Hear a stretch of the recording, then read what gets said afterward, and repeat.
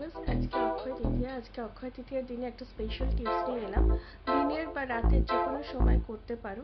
তোমার বাড়ির বা ফ্ল্যাটের নর্থ ওয়েস্ট যে দিকটা আছে, নর্থ ওয়েস্ট কর্নার বা নর্থ ওয়েস্ট সাইডে যে কোনো টাইমে তোমার কোনো উইশকে মনে করে মানে ম্যানিফেস্ট করে সেখানে রুম স্প্রে হোক, রোজ ওয়াটার হোক বা যে কোনো পারফিউম হোক, হাওয়াতে স্প্রে করে ইচ্ছাটা প্রেজেন্ট টেন্সে বলতে হবে যে এই ইচ্ছাটা এটা আমার পূর্ণ হয়ে গেছে, এটা আমার পূর্ণ হয়ে গেছে। ধরো কারোর একটা নতুন কোনো কাজ শুরু হয়েছে, শুরু হবে, সেটা বলতে হবে যে সুন্দরভাবে শুরু হয়ে গেছে।